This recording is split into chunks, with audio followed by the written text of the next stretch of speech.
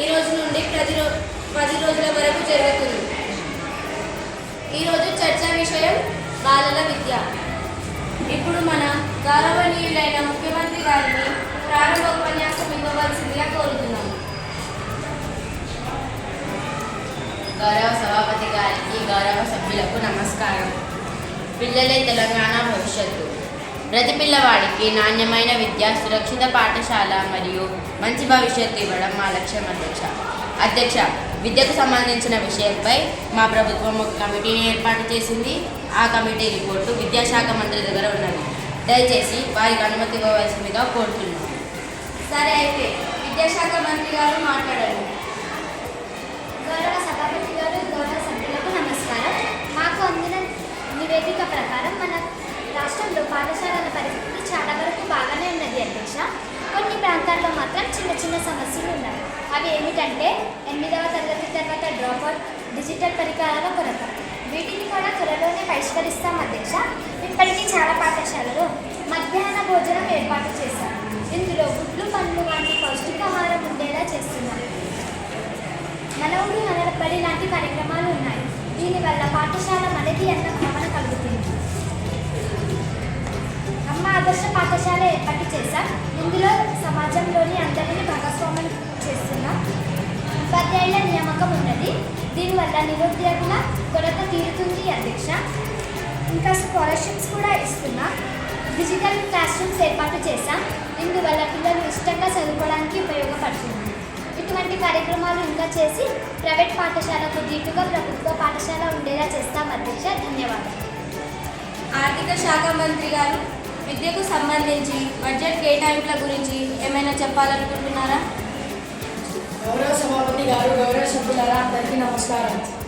ఈరోజు ఈ సభలో బాలల విద్య బడ్జెట్ కేటాయింపు అంశంపై మాట్లాడటం నాకు ఎంతో గర్వకారంగా అనిపిస్తుంది.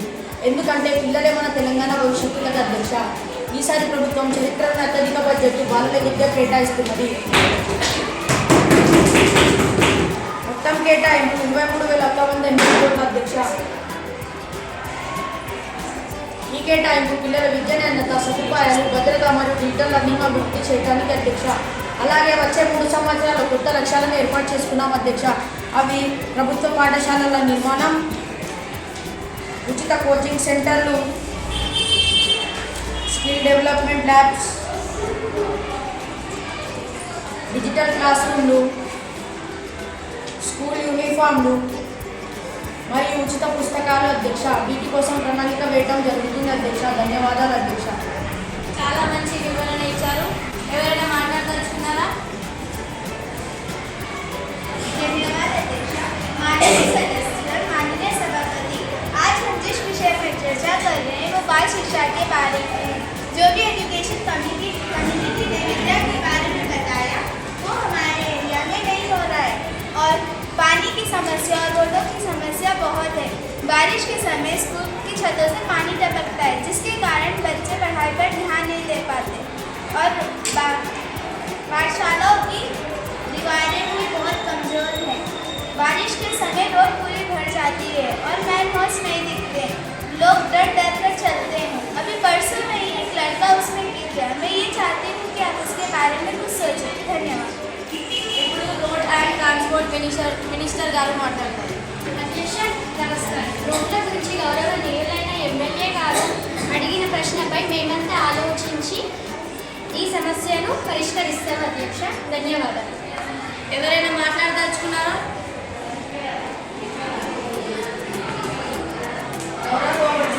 గౌరవ సభ్యులారా, అందరికీ నమస్కారం. ఈ మధ్య చిన్నపిల్లల క్రైమ్ చాలా పెరుగుతుంది అధ్యక్ష. చిన్నపిల్లలు గాంజాలు వాడడం, గుట్కలు తినడం వంటి చేస్తున్నారు అధ్యక్ష. అదే కాదు, డబ్బుల కోసం తప్పులు చేస్తున్నారు అధ్యక్ష. ఇంకా మందులు తాగడం, గుట్కలు పీల్చడం చేస్తున్నారు అధ్యక్ష. అంతేనా అధ్యక్ష? బంగారు తెలంగాణ అంటే ఏమిస్తుంది అధ్యక్ష?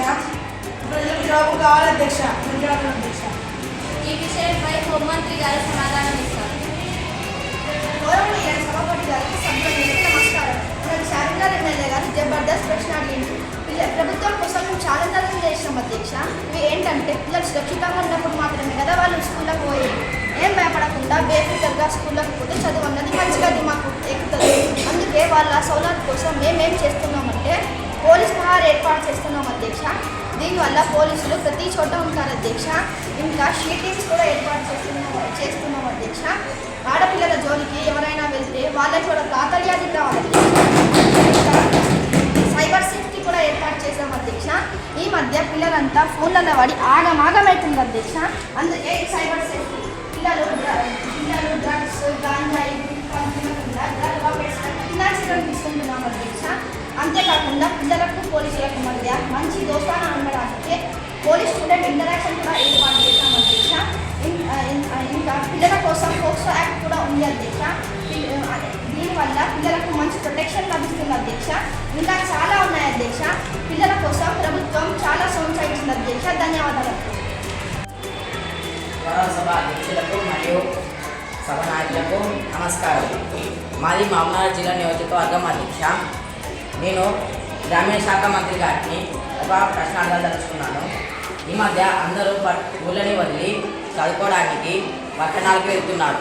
కేవలం సిటీస్ బాగుంటే చాలా అధ్యక్ష. ఊళ్ళని ఏం కావాలి అసలు పల్లెటూరు చదువు అనేది ఎలా ఉంది అధ్యక్ష? పల్లెటూరు పిల్లలు చదువుకు దూరం కావాల్సిందేనా? వాళ్ళకు చదువు అనేది అవసరం లేదా?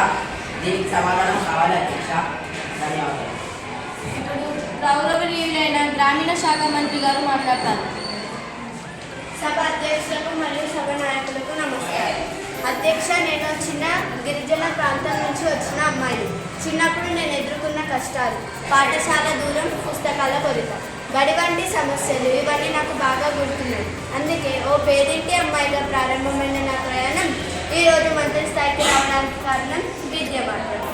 అధ్యక్ష, ఈ ప్రభుత్వం పల్లెటూరు పిల్లల కోసం ఎన్నో మంచి చర్యలు తీసుకుంటోంది. ప్రతి ఊరిలో పాఠశాల ఉండేలా చూస్తున్నాము. ఇంతకుముందు చదువు కోసం చాలా దూరం వరకు నడిచేవారు. ఇప్పుడు ఆ పరిస్థితి లేదు అధ్యక్ష. పిల్లలకు ఉచితంగా చదువు, భోజనం, బట్టలు ఇస్తున్నాము. గ్రామీణ ప్రాంతం వారి కోసం ప్రత్యేకంగా ఏర్పాట్లే చేశాము. బాల కార్మికులను గుర్తించి వారికి చదువు దగ్గర చేశాము. పల్లెలంటే ఈ ప్రభుత్వానికి ప్రత్యేక శ్రద్ధ ఉంది అధ్యక్ష. ఊరు బాగుంటేనే కదా దేశం బాగుండేది. అందుకే పెద్దవాళ్ళు ఒక మాట అన్నారు, ఊరు కన్న తల్లితో సమానం. ఆ తల్లిని మరుస్తామా అధ్యక్ష? ఈ ప్రభుత్వం ఆ విషయంలో జాగ్రత్త ఉంది అధ్యక్ష. ధన్యవాదాలు అధ్యక్ష. ఎవరైనా మాట్లాడదలుచుకున్నారా? గౌరవ సభాపతి గారికి మరియు సభ్యులకు నమస్కారం. మాది సిద్దిపేట నియోజకవర్గం అధ్యక్ష. నా ప్రశ్న ఆరోగ్య శాఖ మంత్రి గారు. మా ప్రాంతంలో బాల్య వివాహాలు జరుగుతున్నాయి. పిల్లల ఆరోగ్యం కూడా బాగుండడం లేదు. చిన్న చిన్న వాటికే అనారోగ్యంకి గురవుతున్నారు. పిల్లని ఇలానే వదిలేస్తామా అధ్యక్ష? పిల్లలన్నా, వారి చదువులన్నా, వాళ్ళ ఆరోగ్యం అన్నా ఏం కావాలి అధ్యక్ష? దీని గురించి ప్రభుత్వం చెప్పవలసిందిగా కోరుతున్నాను అధ్యక్ష. అవును, నిజమే. ఆరోగ్యమే మహాభాగ్యం అంటారు కదా. ఏమంటారు ఆరోగ్య శాఖ మంత్రి గారు? ఏం చెప్తారు ఈ విషయంపై? గౌరవనీయులైన సభ అధ్యక్షులకు మరియు సభా నాయకులకు నమస్కారం. బాలల భవిష్యత్తు కోసమే ప్రభుత్వం చాలా చర్యలు తీసుకుంది అధ్యక్ష. బాల్య వివాహాలు జరగకుండా చూస్తున్నాము. మూఢనమ్మకాలపై అవగాహన కల్పిస్తున్నాము. ఆడపిల్లల కోసం ప్రత్యేక శ్రద్ధ వహిస్తున్నాం అధ్యక్ష. పాఠశాలల్లో మరుగుదొడ్లు శుభ్రంగా ఉండేలా చూస్తున్నాము. శానిటైజేషన్ ఫెసిలిటీస్ కూడా కల్పిస్తున్నాం అధ్యక్ష. పిల్లల కోసం మంచి భోజనం ఏర్పాటు చేస్తాం. పిల్లల కోసం పాఠశాలల్లో కొన్ని పరీక్షలు పెట్టాము. అవి ఏంటంటే కంటి పరీక్షలు, రక్త పరీక్షలు, దంత పరీక్షలు ఏర్పాటు చేశాము అధ్యక్ష. ఏవైనా సమస్యలు ఉంటే మందులు కళ్ళద్దాలు ఇస్తున్నాము. పిల్లలు తల్లిదండ్రుల మధ్య మంచి సంబంధాలు ఉండాలని పేరెంట్ టీచర్ మీటింగ్ కూడా ఏర్పాటు చేశాము అధ్యక్ష.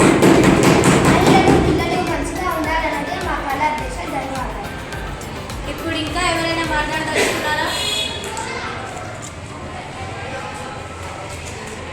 ముగింపు ఉపన్యాసం ఇవ్వవలసిందిగా ముఖ్యమంత్రి గారిని కోరుతున్నారు. గౌరవ సభాపతి గారు, గౌరవ సభ్యులారా, ఈరోజు బాలల విద్య అనే అత్యంత ముఖ్యమైన అంశంపై జరిగిన చర్చను మనం విజయవంతంగా ముగించుకుంటున్నాం అధ్యక్ష. ఈ చర్చలు అన్ని రకాలుగా మా ప్రభుత్వం పిల్లల అభివృద్ధికి పాటుపడడం జరుగుతుంది అధ్యక్ష. వారికి ఉచిత విద్యతో పాటు ఉచిత పుస్తకాలు, ఉచిత యూనిఫామ్స్ ఇస్తున్నాం అధ్యక్ష. అంతేకాకుండా పిల్లల కోసం మధ్యాహ్న భోజన పథకం కూడా ఉంది అధ్యక్ష. వారి కోసం డిజిటల్ క్లాస్ రూమ్స్ ఆరోగ్య పరీక్షలు కూడా చేస్తున్నాం అధ్యక్ష పిల్లల భద్రత కోసం షీటింగ్స్ కూడా ఏర్పాటు చేశాను అధ్యక్ష.